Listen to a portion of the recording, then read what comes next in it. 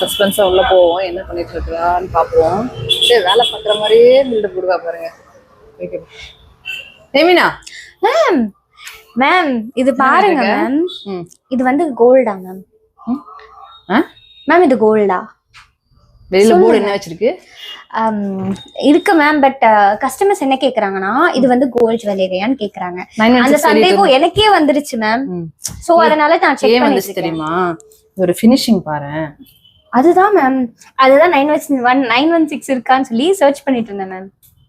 ஏய், கோல்டு கில்லுலாம் சொல்லி வச்சிராத. வெளியில கொட்டைய போர்டுல வந்து இமிடேஷன் ஜுவல்லரின்னு போட்டிருக்கு மேம். ஆமா மேம் போட்டிருக்கு. பட் கஸ்டமர்ஸ் என்னையே கன்ஃபியூஸ் பண்ணிட்டாங்க மேம். அவ்வளவு என்கொயரிஸ் வந்து இது கோல்டா கோல்டான்னு சொல்லி கேட்டுட்டே இருந்தாங்க மேம். இது கோல்டா மேம்? கண்டிப்பா கோல்டு கிடையாது, இமிடேஷன் ஜுவல்லரி. இது இமிடேஷன் ஜுவல்லரி தான், இமிடேஷன் ஜுவல்லரி தான், கோல்டு கிடையாது.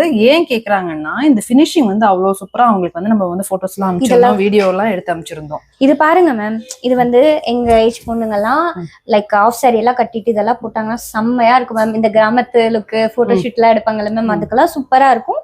அப்படியே கோல்டு மாதிரி இருக்கு மேம். அதனால எனக்கே என்னடா இது கோல்டு தானான்னு சொல்லி டவுட் வந்துருச்சு மேம். அப்ப இது கோல்டு இல்ல. 916 வரைக்கும் தேடுற பத்தியா? என்ன மேம் பண்றது, கஸ்டமர்ஸ் கன்ஃபியூஸ் பண்ணி விட்டாங்க மேம். இப்ப தெளிவாயிட்டல. ஓகே கஸ்டமர்ஸ், இது வந்து கோல்டு மாதிரியே இருக்கு, பட் கோல்டு இல்ல. உங்களுக்கு கோல்டு லுக் கொடுக்கும்.